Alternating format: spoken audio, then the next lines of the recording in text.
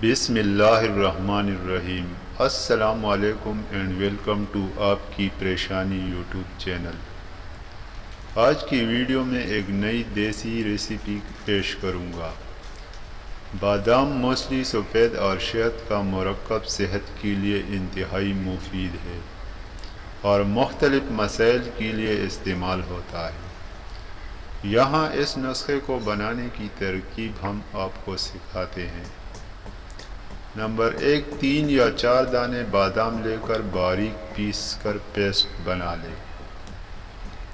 Number 2، muesli سفید 1 چمچ اور بادام کا پیس مکس کریں۔ نمبر 3، اس میں 1 چمچ خالص شہد شامل کریں اور اچھی طرح مکس کریں۔ یہ نسخہ صبح نہار منہ کھانا ہے۔